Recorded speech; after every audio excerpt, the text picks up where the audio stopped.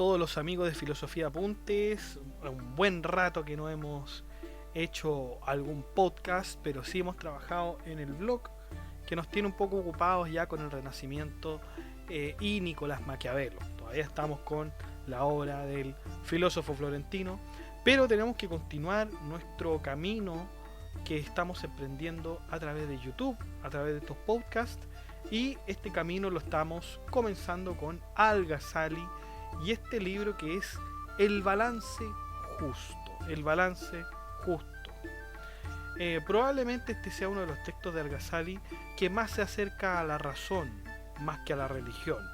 Veremos muchas cosas que nos pueden recordar al filósofo de Hipona, San Agustín de Hipona, sin perder la originalidad del Islam.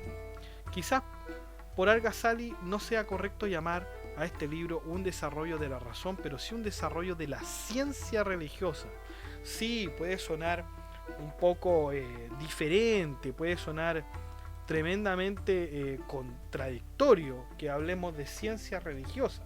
De hecho, imagínense que hay un texto de Al-Ghazali que se llama El resurgimiento de las ciencias religiosas.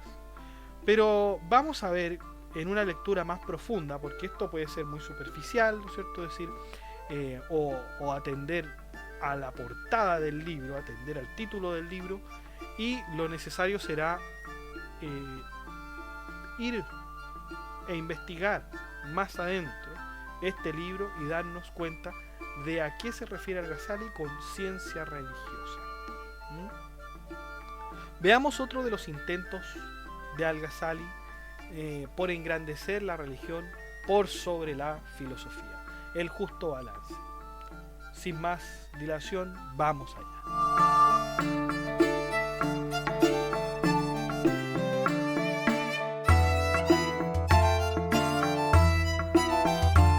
Bueno, el primer capítulo es las reglas del conocimiento. Lo que nos presenta Al-Ghazali en esta primera parte del libro es enfocarse al conocimiento puro y dejar de lado la posición de la opinión. La opinión es el origen de la disputa y es por eso que Al-Ghazali dice que se debe tener un punto en común donde se alcance el verdadero conocimiento. Para alcanzarlo, la discusión no puede estar basada en la destrucción del otro. En las palabras del Corán, Al-Ghazali trata de ilustrar este punto con la discusión que el rey Nemrod, nieto de Noé, tiene con Abraham, que es descendiente de Sem.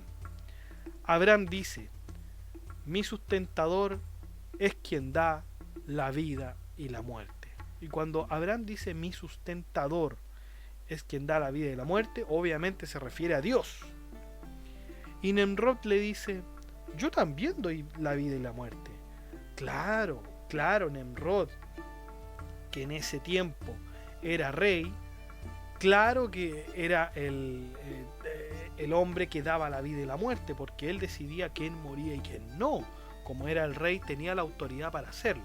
Entonces Nemrod se está justamente comparando con Dios. Pero Abraham, fíjese lo que le responde a Abraham. Dice: en verdad, Dios hace que el sol salga por el este. Hazlo tú salir por el oeste. Si se dan cuenta, o sea, esto es un argumento irrefutable. Nemrod se estaba comparando con Dios y Abraham le dice: bueno, entonces si eres Dios, entonces haz que el sol salga por el oeste. De acuerdo con Al-Ghazali, la intención de Abraham no era destruir a Nemrod, sino que más bien darle vida y salvación. Cuando un argumento es tan irrebatible como el que presenta Abraham en esta obra, entonces no se puede tener dudas y al mismo tiempo se rescata a la persona que ha dudado. No hay que transgredir en la discusión. Todo debe hacerse con el justo balance del conocimiento. Sin embargo, ¿cómo se alcanza ese justo balance? Al-Ghazali nos dice que entre los hombres racionales no puede haber acuerdo, ya que estos siempre difieren entre sí. Seguramente Al-Ghazali se refiere a Platón, Aristóteles, San Agustín, Plotino, que si bien compartían algunas cosas esenciales, también diferían enormemente el uno con el otro.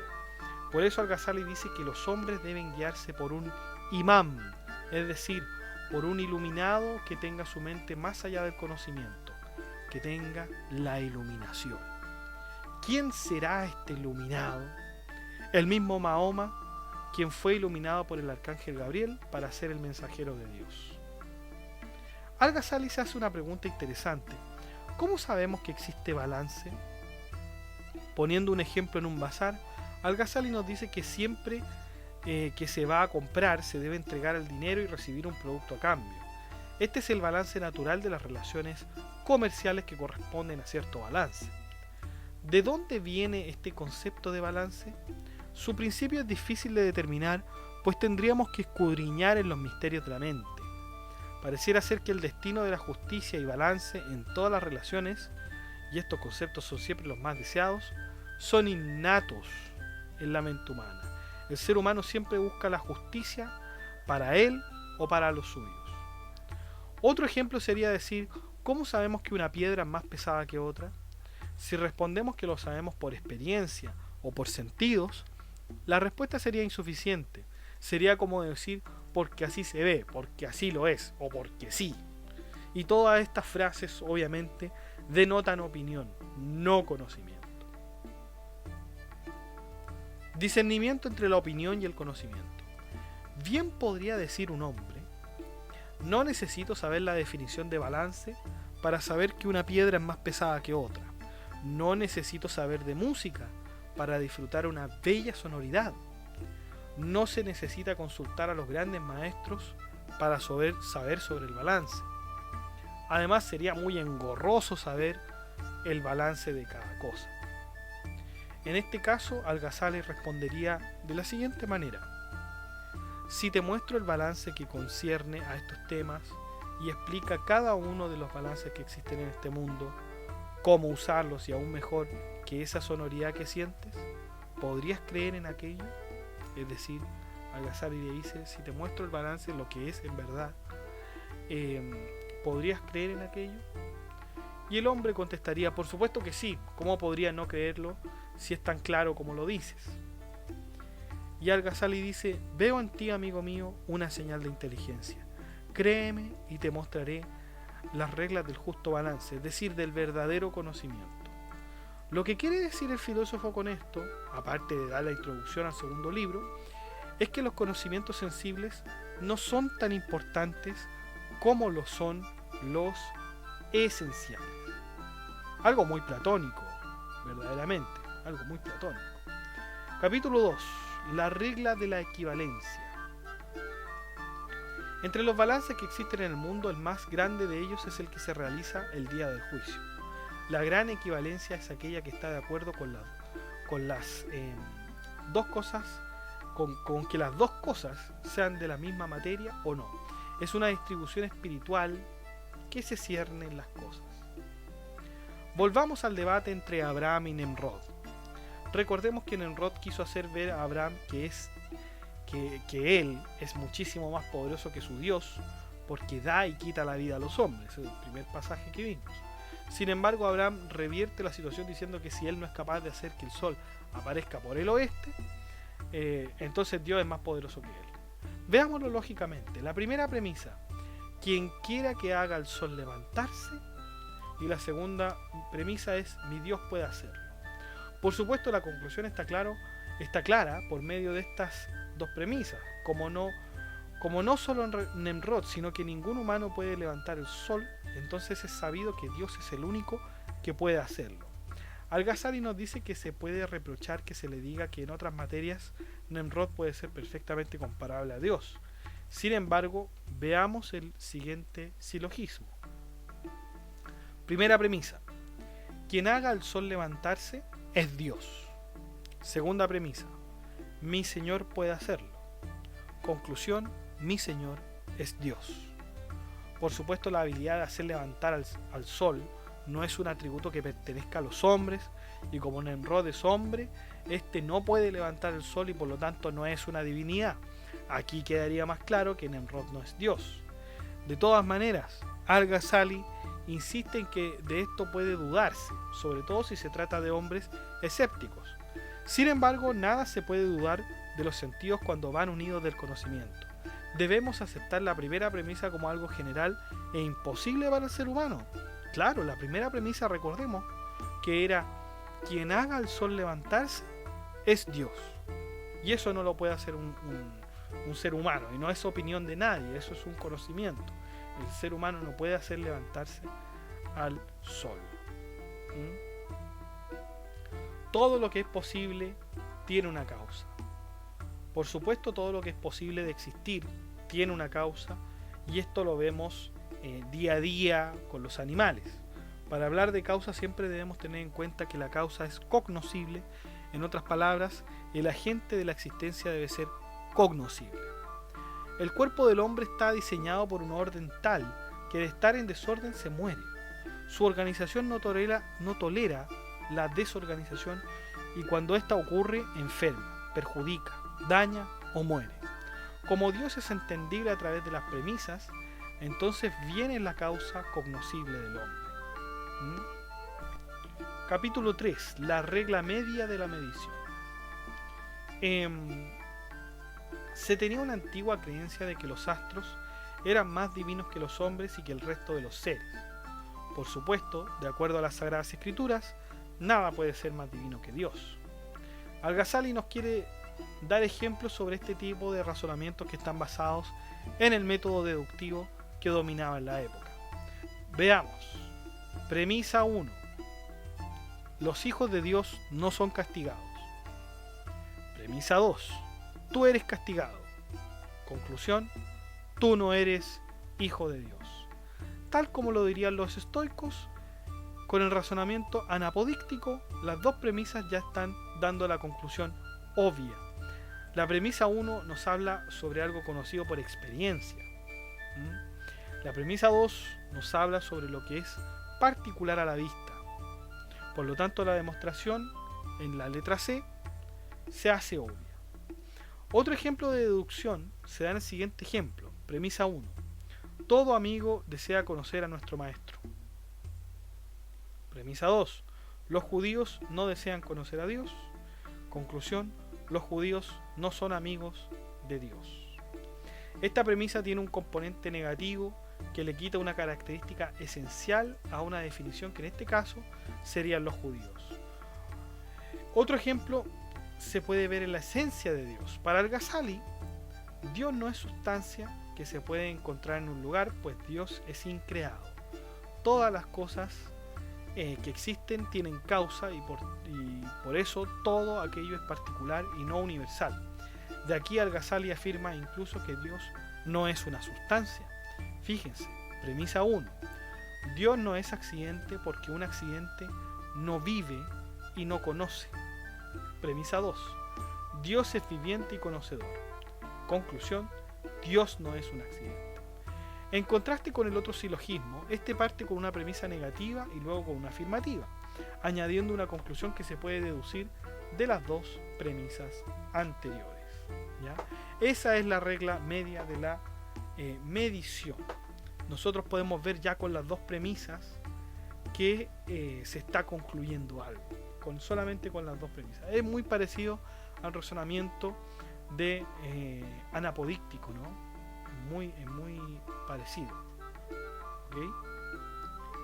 Vamos con el libro cuarto, la pequeña regla de la medición. Hay un silogismo en el Corán que es algo confuso de entender. Dice el Corán: ellos no alaban a Dios en su verdadero valor cuando dicen: Dios nunca ha revelado algo a un mortal. Sin embargo, ¿quién llevó el libro a Moisés, una luz y una guía al hombre? Veamos cómo se entiende este pasaje. Premisa 1. Moisés es un hombre. Premisa 2. A Moisés le fue dada la escritura. La premisa es más particular que universal, pues a solo un hombre se le fue dada la escritura. Sin embargo, hay algunas cosas que pueden inducir a error si se toman las premisas pequeñas. Veamos el siguiente ejemplo. Premisa 1. Solo los animales con patas se desplazan. Premisa 2. Las serpientes no tienen patas, y conclusión, las serpientes no se desplazan. Obviamente llegamos a una conclusión errónea. Y hay otro ejemplo que es mucho más complicado y oscuro, que involucra la lógica y la moral. Premisa 1. Toda mentira es mala en sí misma. Premisa 2. Un hombre dijo una mentira. Conclusión, ese hombre está mal en sí mismo. Al-Ghazali nos dice evidentemente que la mentira es algo malo en sí, pero se deben considerar ciertos casos. Por ejemplo, si un tirano quiere matar a un ciudadano y te pregunta ¿dónde está tu amigo? Y el amigo dice no sé, entonces le estaría haciendo un bien a un amigo a través de una mentira, ¿no es cierto? Es en este caso que hay algo que va mucho más allá de las premisas, y esta es la experiencia que tenga el ser humano. Se debe poner mucha atención a los silogismos que envuelven estas premisas particulares, oscuras, como las llama Al-Ghazali. Por lo tanto, bueno, esta es la primera parte. Vamos a terminar con esta primera parte y después vamos a hacer una pausa y vamos a continuar con la otra. Pero ¿qué quiere decir Al-Ghazali con esto? Con esto de las premisas y de la lógica. Básicamente que hay algo que va más allá de la lógica. Va más allá de la lógica. Porque el último silogismo que nosotros hemos creado, toda mentira es mal en sí misma, un hombre dijo una mentira y ese hombre está mal en sí mismo, está bien, ese silogismo está bien creado, estructuralmente, de manera sintáctica, está bien creado. Pero claro, ¿qué pasa cuando un tirano quiere buscar a su amigo y usted le dice no sé dónde está mi amigo? O le dice otro lado, está, no sé, por el valle y resulta que está en la ciudad. Usted le está haciendo un bien a un amigo. Por lo tanto, ¿está el mal en sí mismo? ¿Está el mal en sí en este hombre que mintió? ¿Hay mal en sí? Según el silogismo, sí. Pero, de acuerdo con esta experiencia, no. Por lo tanto, Al-Ghazali nos dice que hay algo más allá, mucho más allá de la pura lógica, sino que también hay que considerar el contexto, y la persona de quien se habla. Vamos a hacer una pequeña pausa. Terminamos con el libro cuarto, vamos al libro quinto, que es sobre errores, confusión y salvación. Si le ha gustado el podcast hasta acá, dé like, comente, comparta, suscríbase, acceda al blog que está en la descripción del video y haga su aporte voluntario a través de la cuenta de PayPal o de Patreon, que también está en la descripción del video. Si tiene hambre, vaya a comer, vaya a tomarse algún refresco, vaya a atender algún asunto y nosotros volvemos en 5 minutos.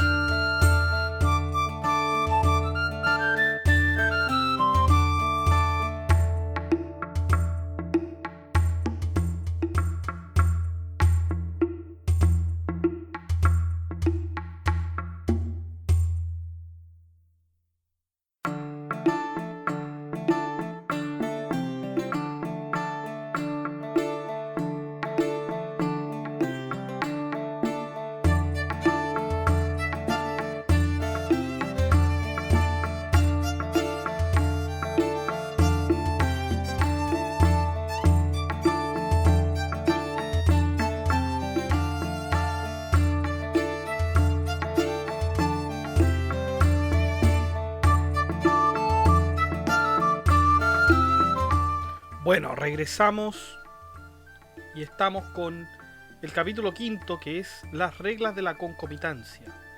La concomitancia siempre se entiende como el conjunto de dos cosas que van hacia un determinado fin. Este concepto es plural y podría pensarse que existe en cuanto al politeísmo, que acepta muchos dioses en una misma religión.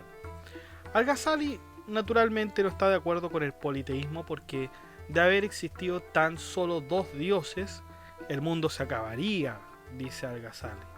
¿Y por qué se acabaría? Porque los dos estarían batallando continuamente por el trono de otro. En lógica, podemos ver las siguientes premisas. Premisa 1. El hombre se acabaría con dos dioses. Premisa 2. No existen dos dioses. Conclusión. El mundo no se acabará.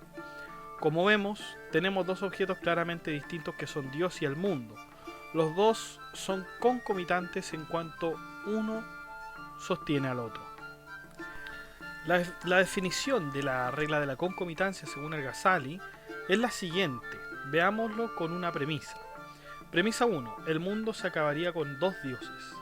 Premisa 2. No existen dos dioses. Conclusión. El mundo no se acabará. Eso ya lo sabemos.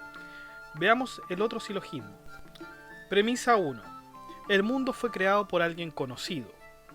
Premisa 2. Dios creó el mundo. Conclusión. El mundo fue creado por Dios. Los mismos se podrían sostener cuando se niegan las premisas, es decir, siempre se debe dar un resultado negativo. En consecuencia, la concomitancia es justamente una relación de dependencia el uno con el otro. Vamos al capítulo sexto, que es la regla de la oposición. La regla de la oposición resulta de la negación de un sujeto en una premisa. En el Corán, según Al-Ghazali, no se habla de nosotros o tú, pero este es el modo en que se hace la oposición. Por ejemplo, premisa 1. Ya sea tú o yo, estamos en un error. Premisa 2. Es sabido que nosotros no estamos en un error. El nosotros también lleva el yo, por si acaso. Conclusión. Tú estás en un error. Otro ejemplo más básico sería el siguiente. Premisa 1. Él está en una de las habitaciones. Premisa 2. No está en esta habitación. Y conclusión, él está en otra habitación. Sin embargo, también existen casos oscuros que podrían liderarnos a error. Y esto lo vemos cuando hablamos de la creación de los seres. Al-Ghazali parte con el primer razonamiento. Las cosas existentes existen porque han sido creadas, o algunas de ellas han sido creadas o son eternas. ¿A qué se refiere con que algunas de ellas han sido creadas? Simplemente a que las que no han sido creadas son eternas. Si nos fijamos bien, algunas de ellas han sido creadas, son el término medio. Esas cosas son el término medio entre dos opuestos, que son las cosas creadas y las cosas eternas. ¿Ya? Veamos otro ejemplo. Premisa 1. Todos los intoxicantes están prohibidos. Premisa 2. El vino es intoxicante. Conclusión. El vino está prohibido. El elemento común en este silogismo es la palabra intoxicante, por lo que este elemento sería el término medio. En este caso, el término intoxicante es sujeto en la primera premisa y predicado en la segunda. Los opuestos obviamente serían los términos vino y prohibido. Capítulo séptimo. La regla del demonio. ¿De qué habla Al-Ghazali con las reglas del demonio? Simplemente se refiere a lo que el demonio dijo en las Sagradas Escrituras. Un ejemplo lo pone desde el Corán. Escuchen. Nosotros no enviamos ante usted ningún mensajero ni un profeta sin tener al diablo interviniente entre sus deseos. Dios anula lo que el diablo ha hecho. Este es mi Señor, porque mi Dios es grande. Corán 22:51. En base a la grandeza de Dios que se expresa en este versículo del Corán, la regla diabólica podría darse de la siguiente manera. Premisa 1. Dios es grande. Premisa 2. El sol es grande. Conclusión. Dios es el sol. Aquí tenemos que dos cosas se aplican a una misma entidad, que es lo grande. Sin embargo, si una cosa aplica a dos, entonces una de ellas no puede ser atribuible a la otra. Obviamente en el silogismo anterior hay una contradicción a simple vista, pues los atributos de Dios no son los mismos que el Sol. Si bien pueden recibir el mismo atributo de manera genérica, esto no significa que tengan una misma esencia. Otro ejemplo sería este, miren. Premisa 1. El color es un atributo del blanco y el negro. Premisa 2. El verde es un color. Conclusión. El verde es un atributo del blanco y el negro. Ahí pareciera ser que algo falló, ¿no? Lo mismo podría pasar con las cualidades que pueden llegar a confundirse. Premisa 1. Quien quiera que tenga un buen origen es mejor. Premisa 2. Yo tengo un buen origen. Conclusión. Yo soy el mejor.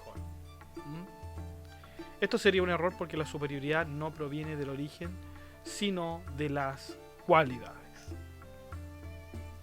Vamos con el capítulo 8, innecesariedad de otro imán. Quien haya escuchado al Ghazali podrá decir, bueno, entonces consultaré al imán por cualquier duda que tenga. Sin embargo, este no es el caso. Al Ghazali nos dice que no es correcto creer en fe ciega en los postulados o dichos de un imán.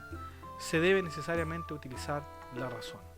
Además, alcanzar al imán no es cosa fácil. Siempre que se tenga una dificultad se debe recurrir en realidad al Corán, pues esa es la primera referencia o el primer camino para incluso poder hablar con el imán. De otra manera, cualquier otro esfuerzo será vano. Finalmente, nadie puede recibir consejo del profeta si primero no ha reconocido y comprendido las reglas del Corán. No obstante, ¿cómo podemos saber que alguien es el imán? ¿Será a través de los milagros? No, aunque el milagro puede ser evidente ante nosotros, debemos considerar que siempre lo que va demostrado en contra de la naturaleza es prescindible de ser un engaño. ¿Qué es o qué no nos engaña? La razón, por lo tanto, las profecías y las habilidades comprendidas bajo la razón son los verdaderos milagros. En palabras de Al-Ghazali, no conocerán la verdad a través del hombre, sino que deben conocer la verdad y luego saber quién la tiene. Como la verdad pertenece al Corán, entonces será necesario aprenderlo al pie de la letra. Una vez aprendido, podremos reconocer al imán que tiene la verdad en su interior. Al parecer, Al-Ghazali sigue en esta misma línea, en esta línea de que la distancia que el hombre tiene de la verdad se deduce cuando no tiene conciencia de las Sagradas Escrituras. De alguna manera, Al-Ghazali no confía en el conocimiento innato del hombre, es decir, el hombre debe ser instruido para comprender. Un completo alejamiento ahí del platonismo. Parecía ser que desde esa perspectiva es aristotélico, pero no le pongamos etiquetas, no le pongamos etiquetas, solamente una referencia. Capítulo 9. ¿Cómo salvar al hombre de la controversia? La salvación del hombre solo puede darse a través de la lectura del Corán y luego de la comprensión del imán. El hombre posee tres cualidades que le permiten entender las cosas mencionadas anteriormente. 1. Disposición. 2. Aceptación de la doctrina. Y 3. Entendimiento.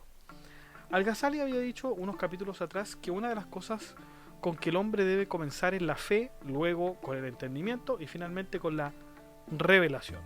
En cierto sentido, cuando el hombre tiene fe, tiene disposición. Cuando acepta la doctrina, comprende las cosas y finalmente entiende la profecía, que es el último punto de la comprensión. Los hombres dialécticos son los más entendidos en materia de conocimientos, pero Al-Ghazali dice que carecen de la fe que se necesita para comprender el Corán y al imán. Vamos con el capítulo y último capítulo de este libro, el capítulo 10, opiniones y falsabilidad. Al-Ghazali se propone analizar las diferencias entre las opiniones y las analogías. Opinión. Los mutasilíes decían: Dios está obligado a ordenar todo lo mejor para sus sirvientes. Por supuesto que esto se refiere a una opinión, algo que se extrae del pensamiento de esta escuela teológica, que son los mutasilíes. Sin embargo, esta opinión podría caer en algo falso y difícil de sostener. Veámoslo con un silogismo. Premisa 1. Dios está obligado a dar lo mejor a sus sirvientes. Premisa 2. Dios no lo ha dado. Conclusión, Dios no está obligado a dar lo mejor. Bien, se podría preguntar uno, ¿a qué se refiere con que no ha dado lo mejor? Se refiere a que si Dios nos hubiera dado lo mejor, nos tendría en el paraíso, y eso no es así. Por lo tanto, no es obligatorio que nos dé lo mejor. No obstante, esto no es así, pues Dios nos da la mejor oportunidad de todas, que es a través del mérito. Por lo tanto, aquí vemos cómo la opinión puede ser más falsa que verdadera. Veamos la analogía. Mujasimá era otra escuela de pensamiento islámico que establecía una analogía bien particular. Dios, el más grande, tiene un cuerpo, porque como agente y artesano de todas las cosas, debe tener un cuerpo. Al-Ghazali dice que esto no es correcto, además que no se verá en ninguna parte del Corán. Veamos cómo resultaría un silogismo como este. Premisa 1. Todo agente tiene un cuerpo. Premisa 2. Dios es agente. Conclusión. Dios tiene cuerpo. El filósofo está de acuerdo con que Dios es un agente, pero no con que tiene un cuerpo. Por supuesto, este silogismo, en contraste con el que vimos en el libro anterior, están basados en la inducción de lo particular a lo general. ¿Cómo funciona este método? Simplemente estableciendo un ejemplo particular. Veamos un ejemplo. He investigado que todos los agentes, dígase artesanos, padres, zapateros, cocineros, etc., tienen cuerpo, y por lo tanto todos los agentes tienen cuerpo. Para Al-Ghazali este sería un error, y en efecto sería una falacia de accidente o dictus simpliciter, que consta de una generalización grande. ¿Cómo se respondería a dicho citado? Simplemente diciendo, ¿has averiguado todos los agentes sin que te quede ninguno? Por supuesto que no. Este ejemplo es parecido al que les daré a continuación. Premisa 1. Todas las aves tienen plumas. Premisa 2. Los pingüinos son aves. Conclusión. Los pingüinos tienen plumas. Por supuesto es un error que los pingüinos tengan plumas, por lo que se comete la falacia. Esto podría también llamarse falsa analogía, pues Dios no tiene un cuerpo como podría tenerlo el ser humano. Al contrario, es pura sustancia, y la sustancia no tiene cuerpo. La solución para evitar esta falacia no es fácil, porque se debe hacer un examen exhaustivo del término que se está generalizando, en este caso el agente. Sin embargo, en lógica, pareciera ser imposible, pues ¿cómo podríamos ver absolutamente todos los casos por especie? Es sumamente difícil, quizás no es imposible, pero sí nadie se va a dar quizás el trabajo de ver todas las especies que existen y estudiarlas todas en su totalidad. Y así terminamos, chicos, el libro del justo balance, que es un modo que tiene Al-Ghazali para ver que la lógica, que la razón puede ajustarse a las cosas religiosas, pero también que las cosas religiosas son superiores a esta lógica, y que la lógica no necesariamente llega también a estas cosas más teológicas. Chicos, este no sería el último libro de Al-Ghazali. Nos falta uno y ya terminaríamos definitivamente con la obra del filósofo.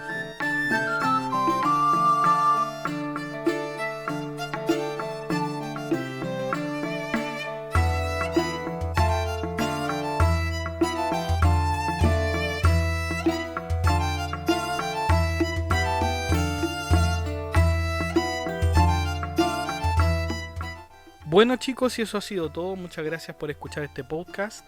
Si le ha gustado, de like, comente, comparta, suscríbase, acceda al blog que está en la descripción del video, haga su aporte en PayPal o en Patreon, que es la red social para hacer aportes también. Que estén muy bien. Chao.